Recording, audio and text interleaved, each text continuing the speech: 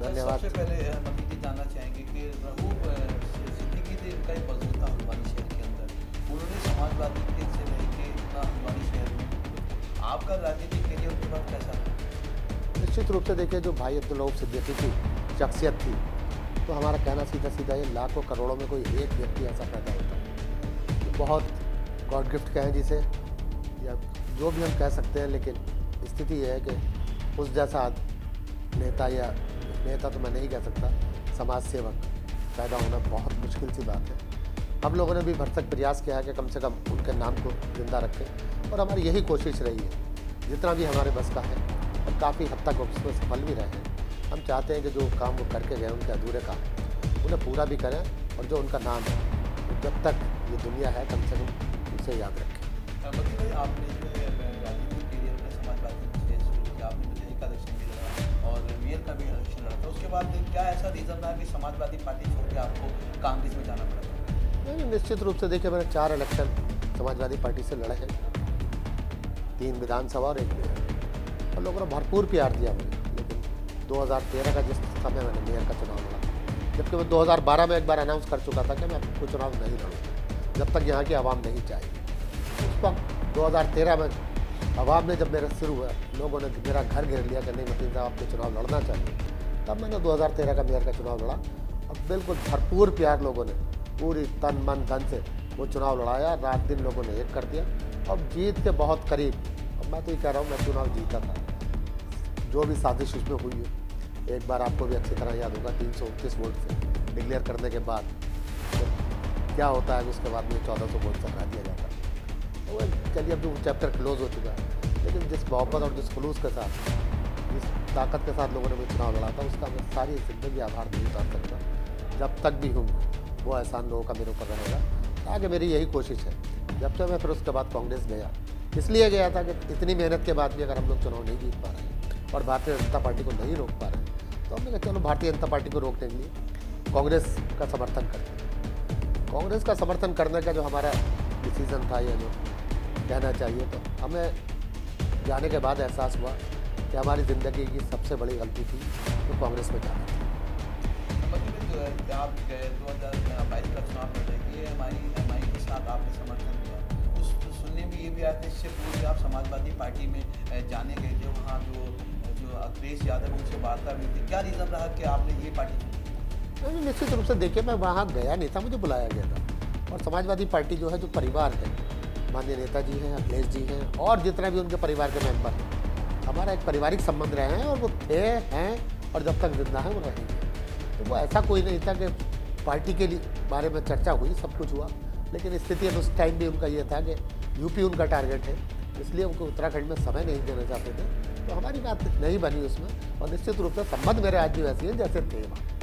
मतलब 2022 की बात करें, हल्द्वानी विधानसभा की बात करें, यहाँ से जब उत्तराखंड मतलब कांग्रेस और बीजेपी समाजवादी पार्टी का भी वजूद रहा है, लेकिन अब जो मेन समस्या रही हल्द्वानी शहर के राजनीति की, कई चुनाव आपने भी आपने देखा, तो क्या समस्या है यहाँ पे हल्द्वानी शहर की जो दोनों पार्टी अभी तक पूरा नहीं कर पाई? निश्चित रूप से देखिए, यहाँ की जनता ने जिन अपेक्षाओं को लेकर उत्तराखंड बनाया था, जो संघर्ष किए थे, जो मातृशक्ति ने अपने संघर्ष किए हैं, उन अपेक्षाओं पर दोनों सरकारें खरी नहीं उतरी हैं। दोनों ने यहाँ की जनता की अनदेखी की है, चाहे पलायन का मामला हो, चाहे बेरोजगारी का मामला हो, चाहे अन्य और समस्याएं हैं, विकास नाम की कोई चीज़ नहीं रह गई। स्थिति यह है कि ज़रूर ये सबसे बड़ी बात यह है कि नेताओं का विकास हुआ है, जनता का कोई विकास नहीं। अब दूसरी बात जहाँ हम ये कहना चाहते हैं कि अब स्थिति ये आ गई है, जो दिन पर दिन राजनीति का स्तर गिर रहा है, हम तो जनता से यही कहना चाहते हैं, कम से कम अब पार्टियों का मोह छोड़ दें सब लोग। अब जो चुने, कम से कम प्रत्याशी देखें, कौन प्रत्याशी हमारे लिए संघर्ष कर सकता है, हमारी बात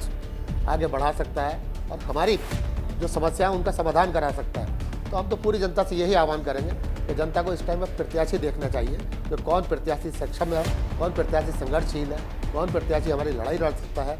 और मुझे कहते हुए कोई गुरेज नहीं इस बात में कि आज हल्द्वानी विधानसभा में जितने भी प्रत्याशी खड़े हैं, अगर जनता तुलना कर ले तो संघर्ष के मामले में, लोगों की समस्याओं को उठाने के मामले में, उनका समाधान कराने के मामले में हमारे मुकाबले में शायद कोई भी प्रत्याशी 10% भी नहीं होगा। मती भाई, आप डोर टू डोर जा रहे हैं, लोगों से वार्ता भी कर रहे हैं, मुलाकात भी कर रहे हैं, तो किस प्रकार से उसमें स्नेह और प्यार मिल रहा है सबसे मेन चीज मानते हैं जो पार्टी आपने चुनी है, इसको कहते हैं कि मुस्लिम आरएसएस के नाम से इसको जाना जाता है, जैसे बीजेपी आरएसएस के नाम से जानी जाती है। तो क्या लगता नहीं इसका कोई वजूद आपको इस पार्टी का कहीं मिल रहा है? नहीं, देखिए निश्चित रूप से मैं आपको बता दूं कि जो इस तरह की बातें करते हैं वो लोगों को भ्रमित करने का काम करते हैं। सिर्फ AIMIM जो पार्टी है, बैरिस्टर असदुद्दीन ओवैसी साहब एक बैरिस्टर हैं, पढ़े लिखे व्यक्ति हैं। पार्लियामेंट में भी आप जब सुनते होंगे तो बिल्कुल टू द पॉइंट और हर चीज़ तर्क के साथ वो रखते हैं। कहीं कोई एक उनका एक भाषण दिखा दीजिए जहाँ उन्होंने कहीं सांप्रदायिक माहौल ख़राब करने की कोशिश की हो या किसी और धर्म को उन्होंने बुरा कहा हो। अगर आज स्थिति ये है कि दलित की बात कर रहा है, पंडित की बात कर रहा है, ठाकुर की बात कर रहा है और अक़लियत की खास तौर से कोई भी पार्टी बात करने वाला नहीं है। जितने भी सेकुलर का मुखौटा लगाए हुए पार्टी हैं, चाहे कांग्रेस हो चाहे अन्य दल हो, एक व्यक्ति भी कहीं से कहीं तक अक़लियत की बात करने के लिए तैयार नहीं। अगर ऐसे में वो व्यक्ति जिसकी कोई बात करने के लिए आज की तारीख में तैयार नहीं है, वो लोकसभा में, सड़क पर या जनसभाओं में उनकी आवाज़ उठा रहे हैं, तो क्या गलती है उसमें उनके, मैं पूछना चाहता हूँ। जिस प्रकार से 2022 के चुनाव में आप प्रत्याशी हैं, अगर जनता आपको जिताती है तो क्या मुद्दे हैं जो संसद में उठाएंगे? और इतने साल से आपने देखा है एक मुस्लिम बनपुरा क्षेत्र एक बिल्कुल अलग क्षेत्र हो गया, जैसे राजपुरा की बात करें, गांधीनगर की बात करें, इन क्षेत्रों का लगातार कोई भी विकास, चाहे भाजपा रही हो चाहे कांग्रेस रही हो, कोई भी विकास इनका नहीं हो पाया। तो क्या मेन एजेंडा क्या है कि जो भी पार्टियां तो इन क्षेत्र में क्यों नहीं जाती? पंकज भाई, सबसे पहले बता दूं, संसद में नहीं जा रहे हैं, विधानसभा में जा रहे हैं यहाँ से चुनकर।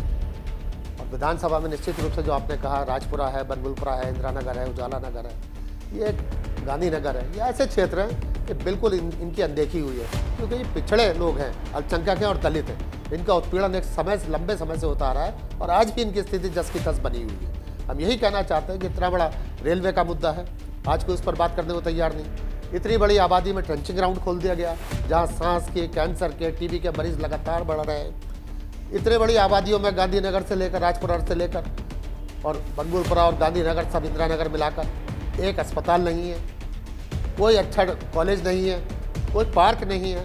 ये सीधी सी बात है कि हम लोगों को बिल्कुल 2 नंबर का नागरिक बनाकर रख दिया गया। और हम ही लोग नहीं, अल्पसंख्यक नहीं, दलित भी और पिछड़ी जाति के लोग भी इससे बहुत ज़्यादा परेशान हैं। और वो आज इस बात को देख रहे हैं कि कौन हमारे लिए लड़ सकता है, कौन हमारे लिए संघर्ष कर सकता है, कौन हमारी समस्याओं का समाधान करा सकता है। इसलिए निश्चित रूप से लोगों का प्यार और समर्थन हमें मिल रहा है और तय है कि इस बार जिस तरह से उनका प्यार और समर्थन हमें मिल रहा है, जीत हमारी पक्की है।